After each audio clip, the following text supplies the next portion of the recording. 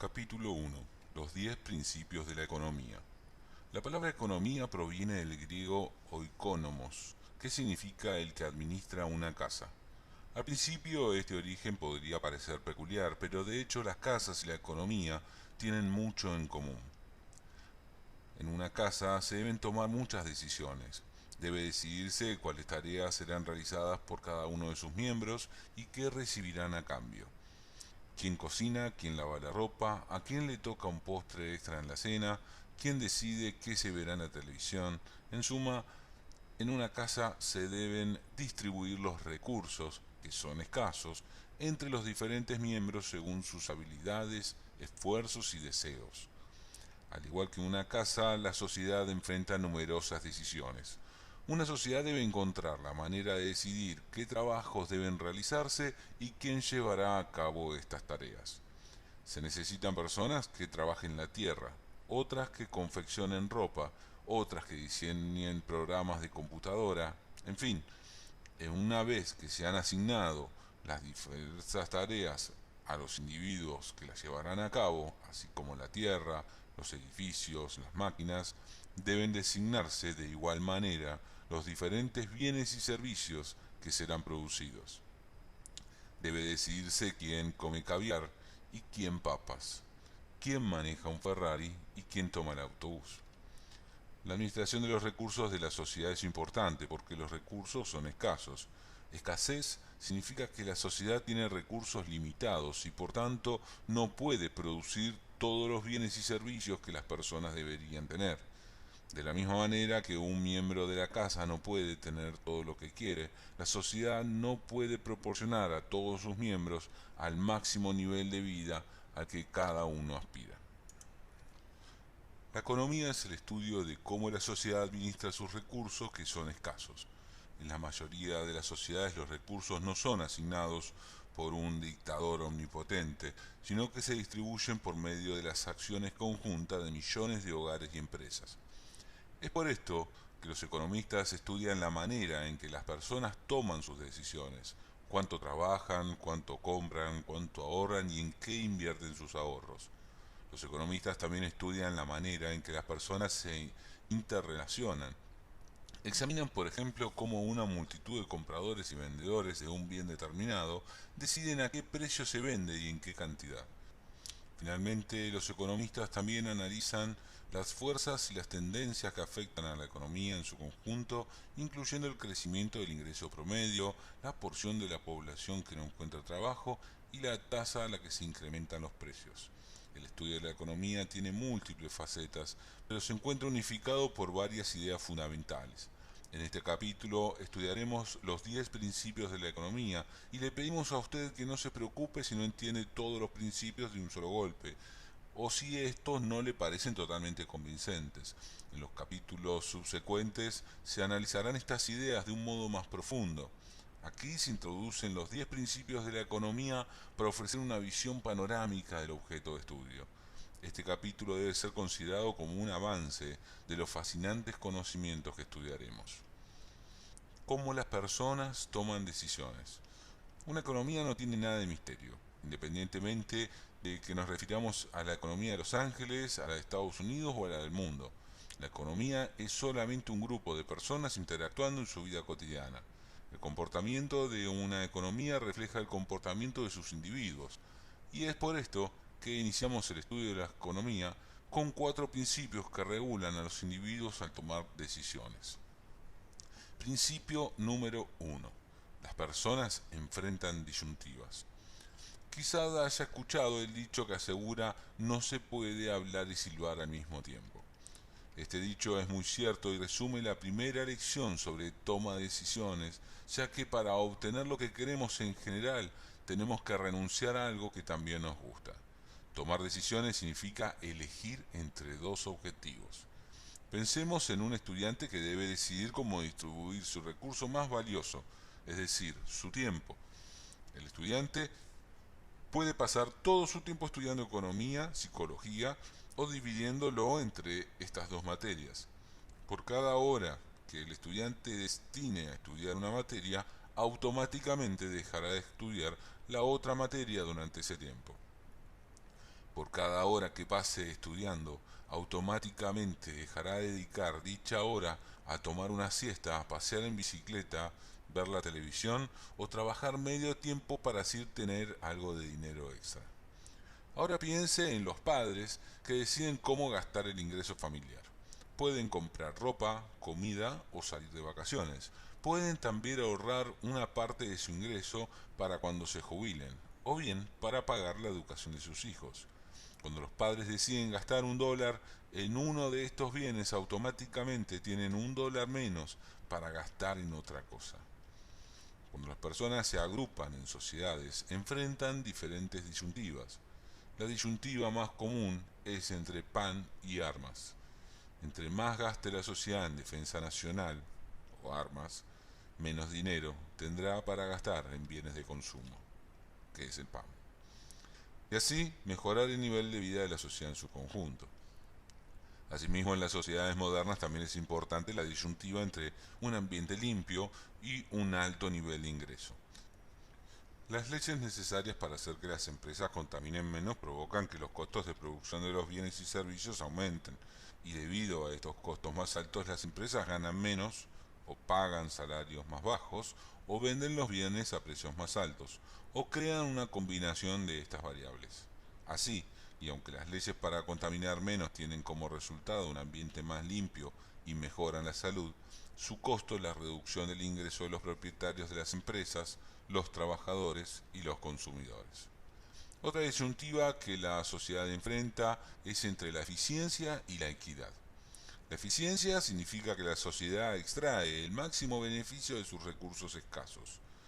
La equidad significa que la sociedad distribuye igualitariamente esos beneficios entre sus miembros. En otras palabras, piense en los recursos de la economía como un pastel que debe repartirse. La eficiencia sería el tamaño del pastel y la equidad la manera en cómo se reparte entre los diferentes individuos. En el momento en que las políticas públicas se diseñan, estos dos objetivos entran en conflicto. Piense, por ejemplo, en las medidas destinadas a conseguir una distribución más equitativa del bienestar económico. Algunas de ellas, como la asistencia social o el seguro de desempleo, tratan de ayudar a los más necesitados. Otras, como el impuesto a la renta que pagan las personas, están destinadas a hacer que los individuos que tienen mayor éxito económico contribuyan en mayor medida al financiamiento del gobierno. Aun cuando estas medidas aumentan la equidad entre la sociedad, también reducen su eficiencia. Cuando el gobierno distribuye el ingreso de los ricos hacia los pobres, reduce también la recompensa al trabajo duro y como resultado las personas tienden a trabajar menos y a producir menos bienes y servicios. En otras palabras, cuando el gobierno trata de repartir el pastel en porciones iguales, este se hace más pequeño. El hecho de reconocer que las personas enfrentan disyuntivas no implica por sí solo qué decisiones tomarán o deberían tomar. Un estudiante no deja de estudiar psicología solo porque eso le permitiría tener más tiempo para estudiar economía. Del mismo modo, la sociedad no deja de proteger el ambiente solo porque las regulaciones ambientales reducen nuestro nivel de vida material. Asimismo, la sociedad no debe dejar de ayudar a los pobres solo porque esto distorsiona los incentivos del trabajo. No obstante, es importante reconocer las disyuntivas que se enfrentan en la vida, porque muy probablemente los individuos solo tomarán decisiones adecuadas si comprenden cuáles son las opciones que tienen. Principio número 2. El costo de una cosa es aquello a lo que se renuncia para obtenerla. Debido a que al tomar decisiones los individuos se enfrentan disyuntivas, es necesario comparar los costos y los beneficios de los diferentes cursos de acción que pueden tomar. Sin embargo, en muchos casos el costo de una acción no es tan evidente como podría parecer al principio. Considere, por ejemplo, la decisión de asistir a la universidad. El beneficio será el enriquecimiento intelectual y tener mejores oportunidades de trabajo, pero ¿cuáles serán los costos? Para responder a esta pregunta quizá estemos tentados a incluir cuestiones como el dinero que se gastará, los libros, el alojamiento y la manutención. Sin embargo, este total no representa realmente aquello a lo que renunciamos cuando decidimos estudiar un año de universidad. Hay dos problemas con este cálculo. El primero es que incluye cosas que no son realmente los costos de estudiar en la universidad, ya que aun cuando usted abandonara los estudios, de cualquier manera necesita gastar en alojamiento y comida, los cuales son costos de ir a la universidad solo en la medida en que son más caros en la universidad que en otros lugares. Segundo, este cálculo ignora el costo más alto de asistir a la universidad, el tiempo. Cuando uno decide pasar un año asistiendo a clases, leyendo libros de texto y escribiendo trabajos, ese año no puede dedicarse a trabajar. Para la mayoría de los estudiantes, el costo más alto de asistir a la universidad es dejar de ganar dinero que generarían si trabajan. El costo de oportunidad de una cosa es aquello a lo que renunciamos para conseguirla. Cuando tomamos una decisión como la de estudiar en la universidad, debemos estar conscientes de los costos de oportunidad que acompañarán cada una de nuestras posibles opciones. Por ejemplo, los deportistas colegiales que tienen la posibilidad de ganar millones y abandonan los estudios y se dedican profesionalmente al deporte. Por lo general están muy conscientes de que para ellos el costo de oportunidad de estudiar en la universidad es muy alto. No es de extrañar que a menudo lleguen a la conclusión de que el beneficio de asistir a la universidad no vale la pena el costo. Principio número 3. Las personas racionales piensan en términos marginales. Los economistas generalmente suponen que los individuos son racionales. Una persona racional, dadas las oportunidades, sistemática y deliberadamente, hacen todo lo posible para lograr sus objetivos. Al estudiar economía, usted encontrará empresas que deciden cuántos trabajadores contratarán y cuánto producirán y venderán con objetivo de maximizar sus beneficios. También encontrará personas que deciden cuánto tiempo deben trabajar y qué bienes y servicios deben adquirir con su ingreso, con el fin de lograr así la mayor satisfacción posible. Las personas racionales saben que las decisiones en la vida raras veces se traducen en elegir entre lo blanco y lo negro y generalmente existen muchos matices de grises. A la hora de la cena, por ejemplo, no tenemos que elegir entre ayunar o comer en exceso. Más bien la decisión consiste en si debemos o no comer más puré de papa. Asimismo, cuando estamos en época de examen, no necesitamos elegir entre no estudiar o estudiar las 24 horas del día, sino entre dedicar una hora más al estudio o ver la televisión. Los economistas utilizan el término cambio marginal para describir a los pequeños ajustes que realizamos a un plan que ya existía. Es importante resaltar que aquí margen significa borde, y por eso los cambios marginales son aquellos que realizamos en el borde de lo que hacemos. Las personas racionales a menudo toman decisiones comparando los beneficios marginales y los costos marginales. Piense ahora en el caso de una línea aérea que tiene que decidir cuánto le cobrará a los pasajeros para que vuelen sin hacer reservación. Suponga que volar por todo el país un avión de 200 plazas le cuesta a la empresa 100.000 pesos.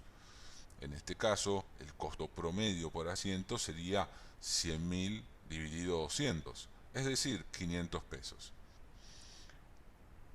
Esto quizás nos lleve a concluir que la línea aérea no debe vender ningún boleto en menos de 500. Sin embargo, en la realidad, la línea aérea puede obtener más beneficios pensando en términos marginales. Imagine por un momento que un avión está a punto de despegar con 10 asientos vacíos y que un pasajero sin reservación está esperando en la puerta del embarque dispuesto a pagar 300 pesos por su boleto. ¿Debería venderle el boleto a la línea aérea? Por supuesto que sí. El avión tiene asientos vacíos y el costo de llevar a un pasajero más es casi nulo. De este modo, y aunque el costo promedio de llevar a un pasajero sea 500, en realidad el costo marginal de llevar a un pasajero más será la bebida y las botanas que este pasajero consuma. En la medida en que el pasajero que quiere volar en el último minuto pague más que el costo marginal, será rentable venderle el boleto. La toma de decisiones marginales ayuda a explicar algunos fenómenos económicos que de lo contrario sería difícil entender. Formulemos una pregunta clásica. ¿Por qué el agua es barata y los diamantes son caros? Los seres humanos necesitan el agua para sobrevivir, mientras que los diamantes son innecesarios, pero por alguna razón las personas están dispuestas a pagar mucho más por un diamante que por un vaso de agua. La razón de esta conducta se encuentra en el hecho de que la disposición de una persona a pagar por un bien se basa en el beneficio marginal que generaría con una unidad más de ese bien. Así, el beneficio marginal depende del número de unidades que posea esa persona.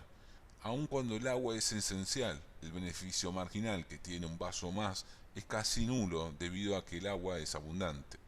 En cambio, aun cuando nadie necesita diamantes para sobrevivir, el hecho de que sean tan escasos provoca que las personas piensen que el beneficio marginal de tener un diamante extra es más grande. Un tomador de decisiones racional emprende una acción si y solo si el beneficio marginal de esta acción es mayor al costo marginal. Este principio explica por qué las líneas aéreas están dispuestas a vender un boleto a un precio inferior al costo promedio y por qué las personas lo están a pagar más por los diamantes que por el agua. Puede tomar algún tiempo acostumbrarse a la lógica del razonamiento marginal, pero el estudio de la economía provee múltiples oportunidades para poner este razonamiento en práctica. Principio número 4. Las personas responden a los incentivos. Un incentivo es algo que induce a las personas a actuar y puede ser una recompensa o un castigo. Las personas racionales responden a los incentivos debido a que toman sus decisiones comparando los costos y los beneficios. Usted verá cómo los incentivos desempeñan un rol primordial en el estudio de la economía.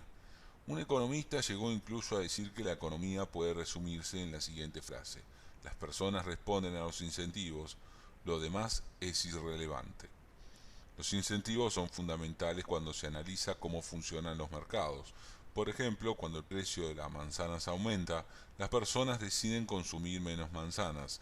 A su vez, el productor decide contratar a más personas con la finalidad de cultivar más manzanas. En suma, un precio de mercado más alto incentiva a los compradores a consumir menos y a los productores a producir más.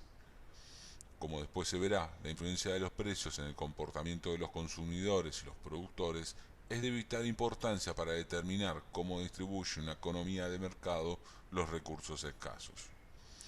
Las autoridades no deben olvidar los incentivos, pues muchas de las medidas que toman alteran los costos o los beneficios que enfrentan los individuos y por tanto su conducta. Piense, por ejemplo, en un impuesto a la gasolina. Esto motivará a las personas a usar sus automóviles compactos y eficientes. De hecho, esta es una de las razones por las que en Europa se utilizan automóviles compactos, ya que en ese continente los impuestos a la gasolina son más altos que en los Estados Unidos, donde las personas usan vehículos más grandes. El impuesto a la gasolina también incentiva los viajes en automóvil compartido, el transporte público y el tratar de vivir más cerca del lugar de trabajo. Si este impuesto fuera más alto, las personas tendrían que usar más automóviles híbridos y, si fuera más alto aún, se utilizarían automóviles eléctricos. Cuando las autoridades no consideran cómo sus medidas repercuten en los incentivos, pueden provocar resultados que no deseaban. Piense en la legislación sobre seguridad vial en Estados Unidos. Hoy día todos los automóviles tienen cinturones de seguridad, pero en la época de 1950 esto no era así. En la década de 1960 el libro de Ralph Nader, No está seguro a ninguna velocidad, despertó en la opinión pública una gran preocupación respecto a la seguridad en los automóviles. El Congreso de Estados Unidos respondió emitiendo leyes que obligaban a las empresas a incluir los cinturones de seguridad en sus automóviles. ¿Cómo afecta a la seguridad de los automóviles una ley sobre los cinturones de seguridad? El efecto directo es evidente, ya que cuando una persona usa dicho cinturón, aumenta la probabilidad de supervivencia ante un accidente grave. Pero la historia no termina aquí, debido a que la ley también afecta al comportamiento al alterar los incentivos. El comportamiento relevante es la velocidad y el cuidado con los que los automovilistas conducen. Conducir lento y con más cuidado es costoso porque requiere de mayor tiempo y energía. Así, al decidir qué tan cuidadosamente conducen, Los individuos racionales comparan, quizás de modo inconsciente, el beneficio marginal que puede existir entre conducir con mayor seguridad y el costo marginal. De este modo, las personas conducen más lento y con más cuidado cuando el beneficio del aumento de la seguridad es alto. No sorprende, por tanto, que se conduzca más lento y con más cuidado cuando las carreteras están mojadas que cuando están secas. Considere ahora cómo la ley de los cinturones de seguridad altera el cálculo costo-beneficio de los conductores. El cinturón de seguridad reduce el costo de los accidentes, ya que disminuye tanto la probabilidad de sufrir una lesión como la de perecer. En otras palabras, reduce los beneficios de conducir lento y con cuidado. La respuesta de las personas ante los cinturones de seguridad es la misma que ante una mejora en las condiciones de las carreteras: conducir más rápido y con menos cuidado. Así, el resultado de dicha ley es un incremento